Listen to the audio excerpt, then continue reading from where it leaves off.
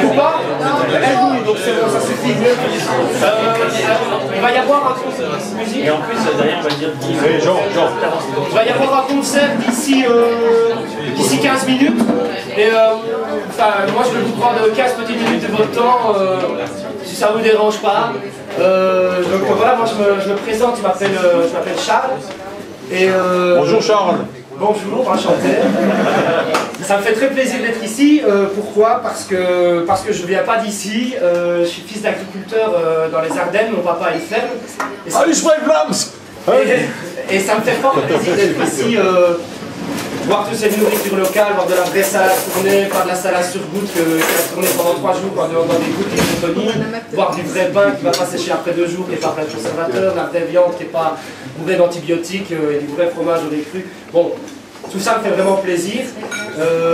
Et en fait, je suis arrivé ici parce qu'il y a quelques années, après la crise du lait, je sentais qu'il y avait un malaise dans le milieu agricole. Et moi, je voulais en parler. Et alors, pour pouvoir en parler, j'ai dû aller voir d'autres agriculteurs que mon papa. Et donc j'ai pris une petite caméra et j'ai sillonné un peu toute la Wallonie et puis j'ai été un peu ailleurs après, en France, pour récolter des témoignages, pour parler des agriculteurs. Et avec tout ce travail d'interview, à un moment donné, je l'ai présenté et c'est là que j'ai rencontré Guillaume du Café Citoyen ici et toute sa chouette équipe. Et il m'a proposé de venir ici pour un peu vous parler de mon aventure avec les agriculteurs, etc. Et avec les agriculteurs, on a parlé, on a rencontré beaucoup. Et ce qui se passait souvent, c'est qu'en parlant entre nous, on disait qu'on acceptait la disparition des agriculteurs du fait que les gens ne sont plus trop au courant des réalités. Ils ne sont plus trop au courant, évidemment, peut-être ici, il y a peut-être un public de convaincus, je ne sais pas. Mais en général, ils ne sont plus très au courant des réalités. Et il y a un agriculteur, par exemple, d'Allemagne, de la communauté germanophone, qui s'appelle Erwin. Donc c'est un accent un peu entre le wallon et l'allemand, c'est un peu étrange. Et lui, il me disait, enfin, je vais vous le faire, il faisait un peu après la crise du lait, hein, il disait, on a été dans les écoles et on demandait aux élèves, aux étudiants, juste pour savoir qu'ils connaissent la réalité, combien de mamelles a le pied d'une vache? 4 6 ou 8 4 6 Ah. 4. 4, mais tu vois, tu as hésité, hein, c'est 4, hein, tu vois. Et là, évidemment, 4 personnes sur 6, 4 personnes sur 10, on dit 4. Donc c'est pas beaucoup, mais les gens, ils croient que le lait qu'on achète dans les magasins, il sort comme ça des vaches. Ils croient qu'il sort demi-écrémé. Mais un lait demi-écrémé, ça n'existait pas, il me dit. Quand tu fais goûter un litre de lait, un consommateur qui vient de la ville, hein, qui est de chez moi, dans mon temps, et tu laisses le boire, c'est dégueulasse. Les gens, ils ne connaissent même plus le goût du lait original. Les gens, ils boivent aujourd'hui du lait qui n'a rien à voir avec du lait. Hein. Rien du tout. Quand tu regardes ce que les gens, ils achètent une pizza, ici, au coin, là, pour 2 €, 2,50 €, ils disent, il y a de la viande dessus. Mais c'est impossible. Et la sauce tomate sur la pizza, c'est même pas de la tomate. T'achètes un poulet rôti là-bas pour 4,50 €, un poulet complet. C'est impossible. Tu as Poussin, tu as d'abord un œuf, tu as Poussin, tu dois lui donner à manger, tu dois l'avoir, je ne sais pas, construire une étable ou n'importe quoi pour éduquer le Poussin, et tu l'achètes là-bas pour 4,50 € déjà rôti. Dans quel monde est-ce qu'on vit? Voilà ce qu'on s'est dit avec lui. Et puis j'ai été voir d'autres agriculteurs, et en Ardennes, il y en a un autre qui me fait, il s'appelle Hilarion, et il me fait, j'ai vu une émission à la TV, c'était des pâtes de poulet, elles passaient toutes, hein, et c'était des fines aiguilles, hein, parce que tu ne savais pas voir, hein, et il y avait, c'est une dizaine ou 15 aiguilles qui descendaient dans la pâte, ils peuvent mettre autant de grammes d'eau, c'est autorisé, hein, par poulet ou par cuisse. Donc, seulement quand tu le cuis, ben, ça fait t'as acheté de l'eau. Mais on ne saurait pas concurrencer ça ici, hein. Et lui, il me parlait de concurrence. Et en effet, j'ai remarqué que tous les agriculteurs étaient en concurrence les uns avec les autres dans le système économique dominant. La majorité des agriculteurs se disputaient les terres, etc. parce que c'est ce qui leur permettait de vivre puisqu'elles rapportaient des primes. Et que l'agriculture majoritaire aujourd'hui vit sur des primes. Et j'ai été voir si en France ça se passait de la même manière. Et en France j'ai été voir du côté de la Lozère, je ne sais pas si vous connaissez, et là-bas j'ai trouvé un gros agriculteur chez lui, j'étais toqué, j'étais un peu voir, je lui posais des questions, voir si c'était un peu comme en Belgique. Il y en avait un, je le vois encore à sa grosse table de cuisine, salopette rouge et grise, grosse moustache, il s'appelait Jean-Marc Lafont. Et il me fait avec son accent de là-bas, je vais essayer, c'est pas, il me fait j'en rêve plus moi. C'est fini ça. Il force les bêtes. Il les garde à l'intérieur toute l'année. Le lait ne peut pas être riche en faisant comme ça. Je me rappelle quand on travaillait à la main, avec 7 litres de lait on faisait un gros repas. Aujourd'hui ils vous font 14, 16, 17 litres. Ça veut dire quoi? Tout est là. Et au niveau des vaches et des cochons c'est pareil, au niveau des volailles c'est pareil, au niveau des volailles c'est pareil. C'est bien joli, hein, 30 jours pour faire venir un poulet comme ça. Vous le faites cuire, vous l'avez sorti, vous le prenez par une pâte, il vous reste encore l'os. Et encore, si vous avez faim, l'os, vous pouvez manger. Il n'est pas dur. Ils me racontaient tous la même chose. J'ai remarqué qu'en France, c'était à peu près la même chose. Les fermes sont plus grandes qu'en Belgique. Ils se rassemblent, mais les problèmes sont les mêmes.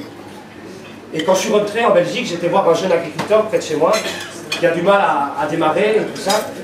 Et il me disait, aujourd'hui, en agriculture, on perd 3000 exploitations, 3000 emplois par an. Et il m'a rappelé qu'à juste titre, 3000 emplois par an, c'était l'équivalent d'ArcelorMittal l'année dernière. Et moi, je me suis dit, mais un ArcelorMittal chaque année, tous les 10 ans. Et ça, c'est un truc que moi, on ne me disait jamais.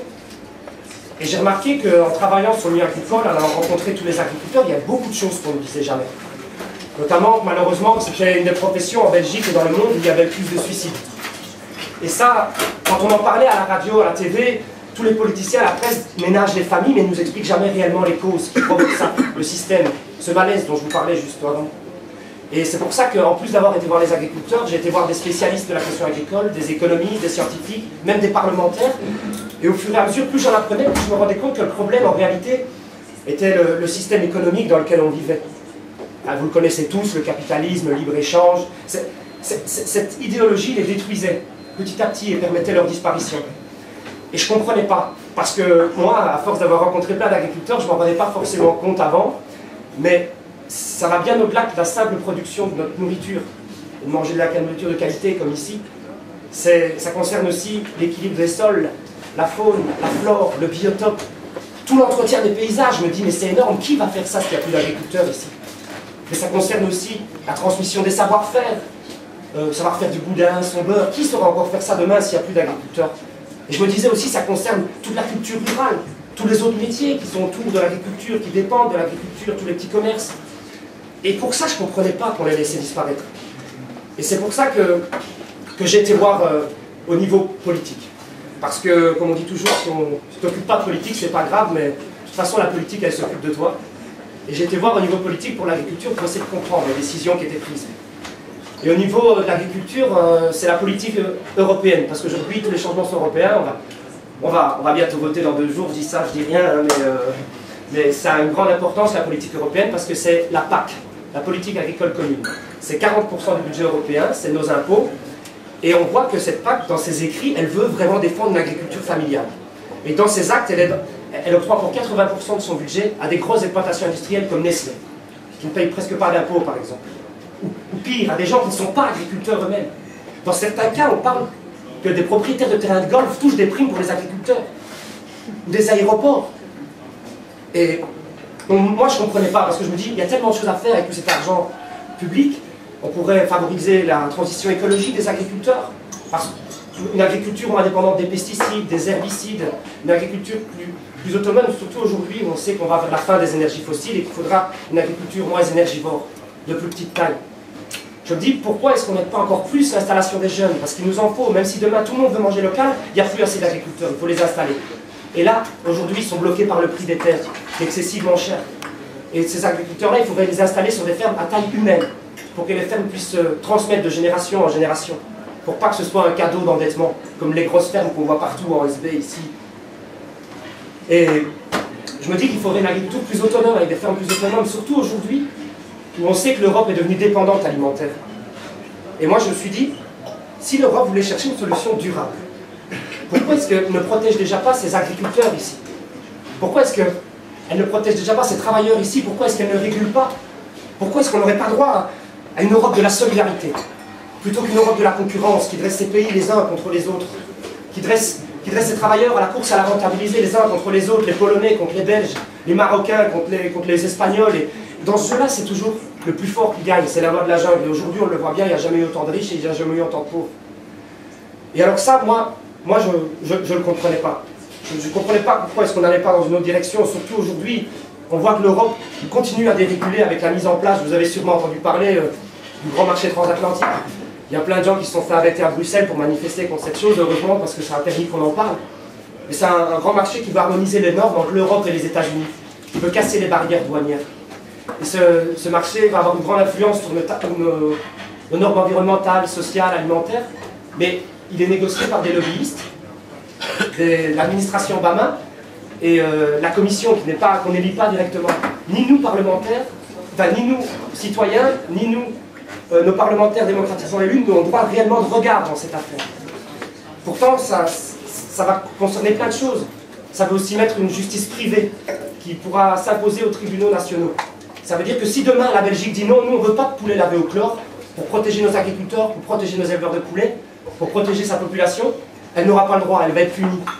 Et mais moi j'ai pas envie de manger du poulet lavé au chlore. Je ne sais pas si vous avez envie de manger du poulet lavé au chlore. À mon avis, non, vu que vous êtes ici. Mais j'ai pas envie de manger des OGM non plus. J'ai pas envie de manger de la viande aux hormones parce que c'est ça, on a dit. Voici de la nourriture moins chère. Moi, on ne m'a pas dit que ça voudrait dire moins d'emplois.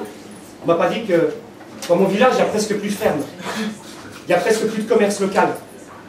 Les écoles se vident, les cafés aussi, les campagnes deviennent presque des lieux dortoirs pour les gens de la ville. On ne m'a pas dit que cette nourriture industrielle me rendrait fragile, malade, allergique. Aujourd'hui, il y a des corps dans les cimetières, ils ne se décomposent même plus tellement qu'on a mangé des conservateurs.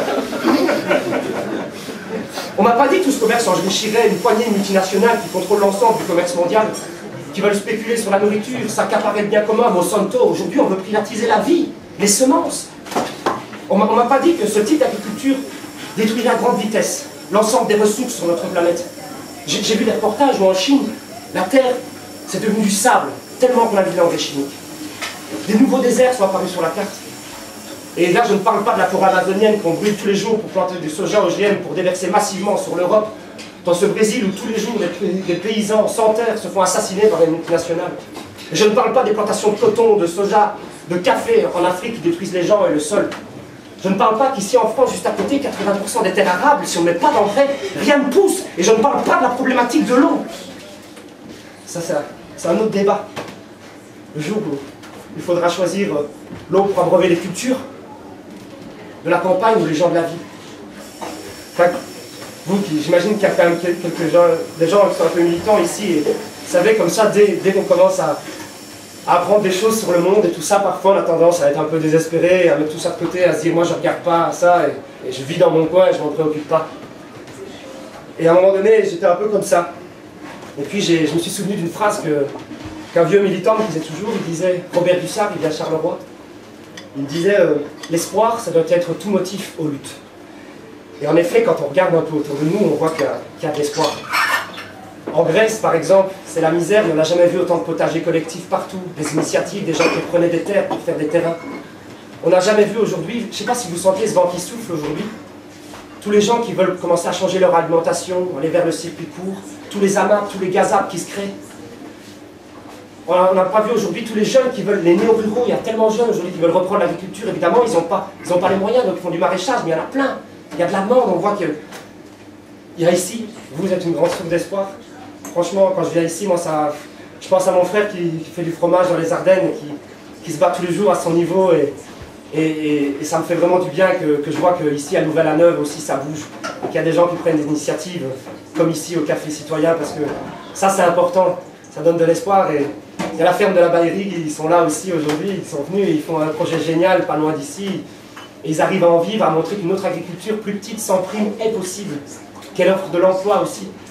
Et on voit des mouvements citoyens aujourd'hui qui se font entre agriculteurs, entre ouvriers, etc. Des choses qu'on n'aurait jamais ONG.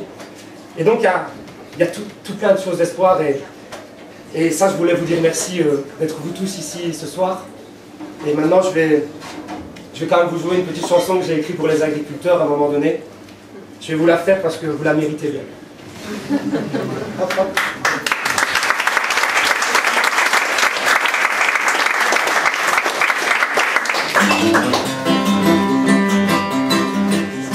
C'est l'un de ces métiers, l'on ne compte pas ses heures, où l'on respire à la cadence du temps 6-20 heures. Mais tu mènes la rituelle dans ta ferme, à taille humaine. Viennent ces matins, l'envie te passe, t'avais te crever, ça va sur tes pensées, hélas. Faut te détendre pour y rêver, si tu continues, c'est ta vie qui va filer.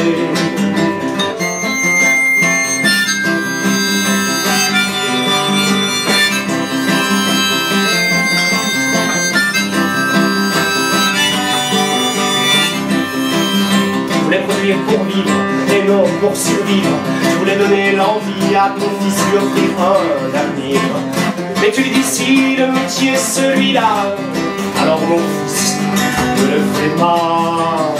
Ceux d'en haut ne le veulent pas, leurs faveurs ne sont pas pour toi. T'entêter, leurs aides supprimées, c'est ta ferme qu'ils veulent te voir céder.